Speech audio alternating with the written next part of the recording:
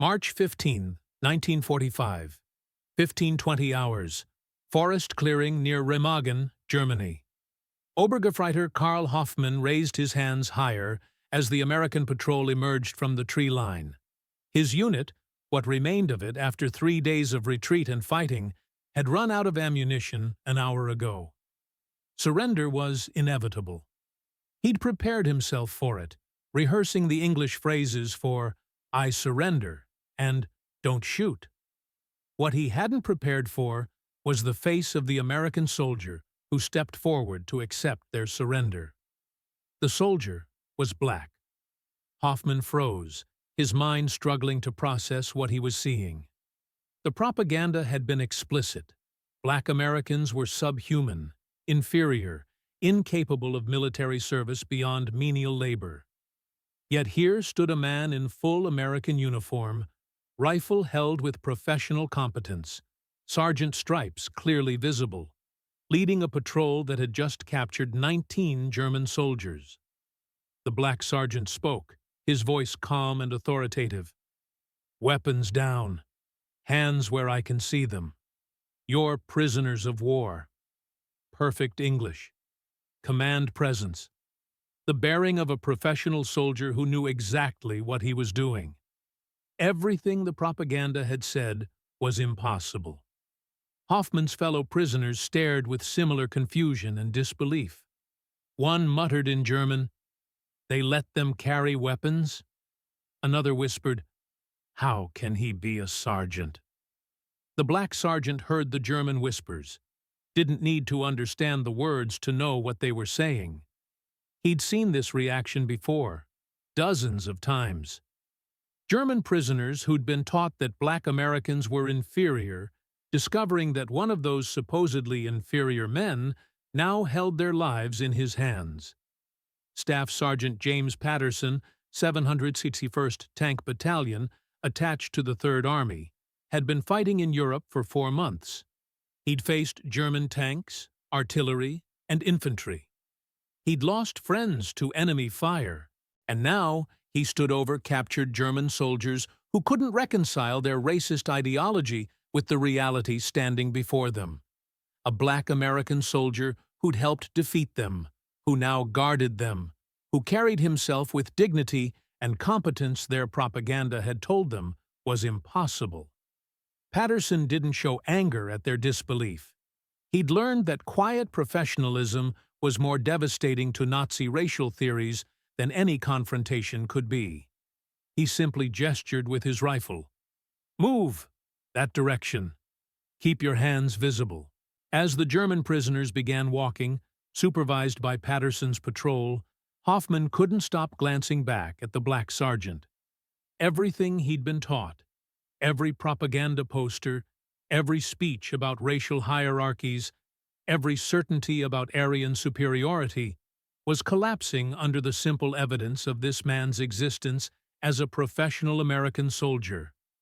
The propaganda that failed. Nazi racial ideology had spent over a decade conditioning Germans to believe in absolute racial hierarchies with black people at the bottom. The propaganda was systematic and pervasive. School textbooks portrayed black people as subhuman. Films and cartoons showed grotesque caricatures. Speeches emphasized Aryan superiority over all other races, but especially over black people, who were depicted as barely civilized, incapable of complex thought, and certainly incapable of military service. American racial segregation, well documented in German propaganda, was portrayed as proof that even Americans recognized black inferiority. The fact that the U.S. military was racially segregated became evidence in Nazi propaganda that black soldiers couldn't be trusted with real combat duties.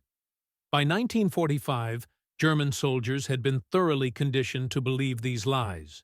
They expected that if they encountered black American troops at all, it would be in support roles, driving trucks, loading supplies, performing menial labor. The idea of black Americans as combat soldiers, as sergeants and officers, as men who could capture and guard German prisoners, this was outside their conceptual framework. Obergefreiter Hoffmann had absorbed this propaganda completely. In his 12-year education under Nazi rule, he'd learned that racial hierarchy was scientific fact. Black people were inferior, not an opinion, but a certainty as absolute as mathematics. So, when faced with Staff Sergeant Patterson, professional, competent, armed, and victorious, Hoffmann's entire ideological framework began crumbling. The Black Soldiers' War. African-American soldiers serving in World War II fought under circumstances that would have broken men of lesser determination. They served a country that denied them basic civil rights. They wore the uniform of a nation where segregation was legal, where lynching still occurred, where they faced discrimination at every turn. They fought against Nazi racism abroad, while experiencing American racism at home and in their own military. The U.S. military in 1944-45 was racially segregated. Black soldiers served in separate units, often under white officers, frequently assigned to support roles rather than combat duties. The military establishment doubted black soldiers' combat effectiveness based on racist assumptions about their capabilities. Yet black soldiers served with distinction. Combat units. 92nd Infantry Division, served in Italy, sustained heavy casualties. 761st Tank Battalion, attached to Patton's Third Army, earned nickname Black Panthers, fought through France and Germany. 555th Parachute Infantry Battalion, the Triple Nickels, 1st All-Black Airborne Unit. Tuskegee Airmen, fighter pilots who earned exceptional records escorting bombers. Support and guard units. Thousands of black soldiers served in quartermaster, transportation, and military police units. Many performed guard duties at POW camps in Europe and the United States. Some combat units transitioned to occupation and guard duties as war ended. Staff Sergeant James Patterson had joined the 761st Tank Battalion in 1943. He'd trained at segregated facilities, faced discrimination from white officers, and heard doubts about black soldiers' combat capabilities. Then his unit deployed to Europe in October 1944 and proved those doubts were racist nonsense. The 761st fought for 183 consecutive days. They participated in the Battle of the Bulge. They helped liberate concentration camps. They earned campaign credits and commendations. Patterson himself had been in combat for 4 months by March 1945, advancing through Germany as part of the Allied push toward Berlin. His experience with German prisoners had become routine: capture, disarm, process, guard. What never became routine was the shock on German faces when they realized their captor was black. That shock, the visible collapse of Nazi racial ideology meeting American reality, gave Patterson grim satisfaction. Not revenge, but vindication. The capture moment. For German soldiers captured by black American troops, the psychological impact was immediate and profound. Karl Hoffmann and his fellow prisoners marched in silence, surrounded by Patterson's patrol. The forest gave way to a road where trucks waited to transport prisoners to collection points. As they walked, Hoffmann observed everything about the black sergeant with fascinated confusion. Patterson moved with military precision. His uniform was clean despite field conditions. His weapon was well maintained. He communicated effectively with his squad, a mix of black and white soldiers working together professionally. When he gave orders, soldiers obeyed without hesitation. Everything about him demonstrated competence and authority. This contradicted everything Hoffmann had been taught. The propaganda said black soldiers couldn't think tactically, couldn't lead, couldn't be trusted with weapons. Yet Patterson had just conducted a successful patrol, captured 19 German soldiers without casualties, and was processing them with systematic efficiency. One of Hoffmann's fellow prisoners, Feldwebel Otto Schmidt, a veteran of the Eastern Front, whispered in German, "How is this possible?" The Americans let them serve as sergeants? Hoffman had no answer. The evidence before his eyes contradicted years of indoctrination. He could make excuses. Maybe this was an isolated case. Maybe Patterson was exceptional. But even that required abandoning the propaganda's absolute claims about racial inferiority. Another prisoner, younger, asked, "Do you think he'll treat us badly? Because of what we believe?" That question hung in the air as they reached the trucks. The answer came not through words, but through Patterson's actions. The water and food. At the prisoner collection point, German captives received the same treatment regardless of who had captured them or who guarded them. Patterson supervised as his prisoners were searched, documented, and provided with water and field rations. He performed these duties with professional detachment. Not cruel, not particularly kind, just efficient and by the book.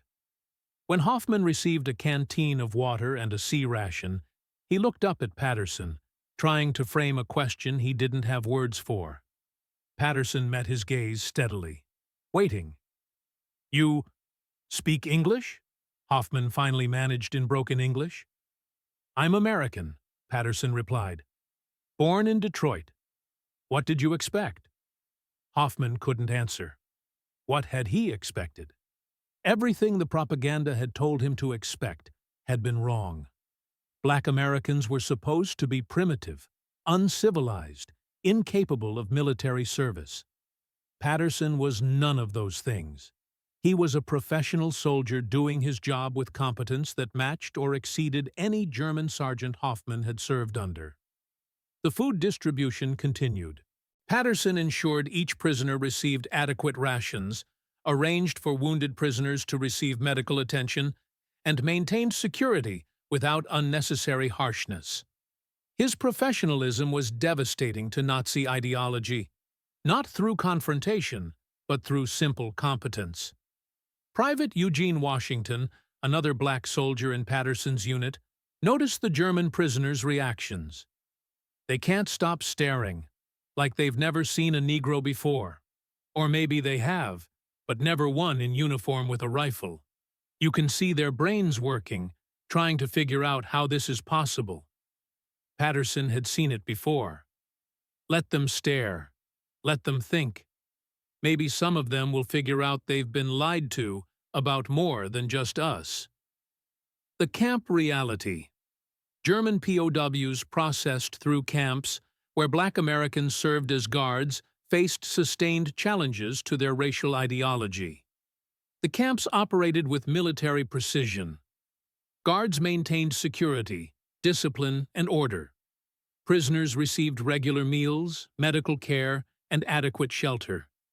When black soldiers performed these duties, German prisoners confronted daily evidence that contradicted Nazi propaganda. In some camps, black guards were deliberately assigned to watch German prisoners, partly for practical reasons. Guards were needed, black soldiers were available, partly for psychological impact. Camp administrators recognized that forcing racist German prisoners to accept authority from black guards created cognitive dissonance that supported denazification objectives.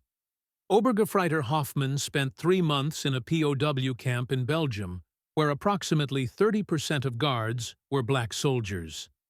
His daily experience systematically demolished his racist conditioning. The black guards were professional. They enforced rules fairly, didn't show favoritism or cruelty, performed their duties with competence. Some were friendly, sharing cigarettes during downtime, making small talk with prisoners who spoke English. Others were distant, but always correct in their treatment. Hoffman found himself forced to recognize their humanity and professionalism. "I'd been taught they were subhuman," he said in a 1989 interview, "but the black soldiers who guarded me were men. Just men doing their jobs, some kind, some stern, all competent." The propaganda had been absolute lies. Recognizing that about race made me question everything else I'd been taught about superiority and inferiority. The irony of racism. The presence of Black American soldiers guarding German POWs created multiple layers of bitter irony. German prisoners who'd fought for a regime built on racial supremacy now took orders from men that regime had declared inferior. American soldiers who faced discrimination at home demonstrated greater humanity toward racist enemies than those enemies' own government had shown toward anyone. Some German prisoners recognized this irony explicitly. Feldwebel Schmidt, captured along with Hoffman, later testified, "We'd believed our race was superior. We'd fought for that belief. Then we were captured by Black American soldiers who treated us better than our own officers had." The irony was crushing. These men we'd been taught to despise showed us more dignity as prisoners than we'd shown anyone during the war. For Black American soldiers, the irony cut differently. They guarded men who'd fought for explicit racial ideology while serving a country that practiced its own racial discrimination. Patterson reflected on this paradox. "I was fighting Nazis who believed in racial superiority while serving a military that kept me segregated from white soldiers. I guarded German prisoners who thought I was inferior while I couldn't eat in the same restaurant as white Americans back home. The whole situation was absurd, but I did my duty anyway, because defeating Nazi racism mattered even if American racism still existed." This complexity, fighting one form of racism while enduring another, characterized Black soldiers' entire World War II experience. Their service in Europe, including their role guarding German prisoners, became part of broader civil rights struggle that would intensify after the war. The psychological collapse. For German prisoners whose racism was central to their identity, confronting Black American soldiers in positions of authority created psychological crises. The cognitive dissonance was severe. Either Black Americans were inferior, as propaganda claimed, or they weren't. The evidence, Black soldiers serving competently as guards, sergeants, tank crews, clearly contradicted inferiority. But accepting this meant acknowledging that core Nazi ideology was false, which opened questions about what else was false. Some German prisoners clung to their racism despite contradictory evidence, finding excuses or exceptions. Others underwent genuine ideological transformation as they recognized the propaganda had been lies. Karl Hoffman described his evolution. "At first, I tried to maintain my beliefs. I told myself Sergeant Patterson was exceptional, maybe one in a million who could function as a soldier, despite his race. But then I met other Black guards, other Black soldiers, and they were all professional, competent men. I couldn't maintain the belief that they were exceptional when there were so many. Eventually, I had to face the truth. The racial hierarchy I'd been taught was completely false. Black Americans weren't inferior.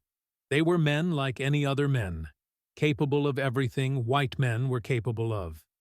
Accepting that truth meant accepting I'd been lied to about everything racial ideology had claimed. This psychological transformation served American strategic interests. German prisoners who'd abandoned Nazi racial beliefs were less likely to cause problems in camps, more likely to cooperate with authorities, and would return to Germany after the war, less susceptible to neo-Nazi influence. The Guard's perspective. Black American soldiers performing guard duty over German POWs had complex feelings about their role. Some felt satisfaction at the role reversal. Men who'd fought for racial supremacy, now taking orders from those they'd declared inferior. Others felt the irony of guarding racist prisoners while facing racism at home. Many simply did their jobs professionally, not dwelling on the symbolic aspects. Staff Sergeant Patterson reflected on his experiences. "I didn't particularly enjoy guarding German prisoners. It was just another duty. But I won't lie. There was satisfaction in seeing their faces when they realized I was their guard." You could watch their whole worldview crack. Some of them couldn't even look at me at first. But after a few days, after they saw I treated them fairly and professionally, they'd start treating me with the respect they'd give any sergeant. That transformation, from refusing to acknowledge my humanity to recognizing I was just a soldier doing my job, that felt like victory beyond any military objective. Private Washington had similar experiences. German prisoners would test us sometimes, refuse orders, show disrespect, expecting we couldn't enforce discipline. When we did enforce it, professionally, by the book, they'd be shocked, like they couldn't believe we had authority and knew how to use it. After a while, most would accept it. A few never did, but that was their problem, not ours. The experience of guarding German prisoners affected black soldiers' post-war attitudes. Many became civil rights activists, using their military service as evidence that black Americans deserved full citizenship rights. The contrast between fighting racism abroad while experiencing it at home became powerful motivation for social change. The letters that spread truth. Some German POWs eventually allowed to write home mentioned their black guards in letters that spread knowledge about American racial realities beyond propaganda. The letters described black soldiers serving competently as guards, sergeants, even officers. They noted professional treatment, fair discipline, and the obvious falsehood of Nazi racial propaganda. When these letters reached German families, they created doubt about what else the propaganda had misrepresented. Karl Hoffmann's letter to his mother in June 1945 stated, "Our guards include Negro soldiers. The propaganda about them was completely false. They are professional soldiers who perform their duties with competence and fairness. I have been treated well. Everything we were told about racial superiority was lies designed to make us fight for a criminal regime." His mother, living in occupied Frankfurt, shared the letter with neighbors. The information rippled through her community. If Nazi propaganda had lied about black Americans, what else were lies? The concentration camps? The justifications for war? The promises of victory? These letters, multiplied across thousands of German families with prisoners in Allied custody, contributed to grassroots recognition that Nazi ideology had been built on systematic deception. The quiet dignity. What devastated Nazi racial ideology most effectively wasn't confrontation, but quiet competence. Black American soldiers simply doing their jobs well. Staff Sergeant Patterson didn't argue with German prisoners about racial theories. He didn't lecture them about their prejudices. He just performed his duties professionally, treated prisoners fairly, and demonstrated through actions rather than words that everything the propaganda had told them was false. This quiet dignity, competent performance despite facing discrimination, professional conduct toward racist prisoners, humanity shown to enemies who'd fought for racial supremacy, proved more powerful than any ideological debate could achieve. Private Washington described this approach. "We didn't need to prove anything to German prisoners. Our existence as soldiers, as guards, as competent professionals, that proved everything. When racist Germans had to accept authority from black sergeants, had to acknowledge we could do jobs propaganda said were impossible for us, that destroyed their ideology better than any argument could." The final recognition. The story of German POWs confronting black American soldiers revealed fundamental truths about racism, propaganda, and human dignity. Racist ideology can condition people to believe lies, until direct experience proves those lies false. German soldiers had been thoroughly taught that black Americans were inferior, yet confronting black soldiers serving competently as guards, sergeants, and combat troops shattered that conditioning through undeniable evidence. The dignity with which black American soldiers performed their duties, despite facing discrimination at home, despite guarding prisoners who'd fought for racist regime, demonstrated moral strength that transcended the racism both Nazi Germany and segregated America practiced. Karl Hoffman, interviewed in 1989 at age 65, summarized the impact. "When I was captured by Sergeant Patterson, my entire worldview began collapsing. Everything I'd been taught about racial hierarchy was proven false by a black American soldier who was more professional and competent than most German officers I'd served under. That moment started me questioning everything about Nazi ideology. The man I'd been taught was inferior, demonstrated superiority in character, competence, and human decency. That lesson shaped the rest of my life. I spent decades working against racism and extremism because I'd learned firsthand how destructive and false racist beliefs are." For Staff Sergeant James Patterson, who lived until 1998, the experience of guarding German prisoners remained significant throughout his life. In a 1995 interview, he reflected, "German prisoners couldn't believe a black man was guarding them. I couldn't believe America still practiced segregation while fighting Nazi racism. But I did my duty anyway, professionally, fairly, humanely. Not because the prisoners deserved it, but because that's who I was. The Germans learned something from being guarded by black soldiers. I learned something too, that dignity and professionalism matter regardless of how others treat you, that you prove your worth through actions rather than arguments, and that quiet competence defeats ideology better than confrontation ever could." The moment when German POWs looked up and saw black American soldiers guarding them became more than just role reversal.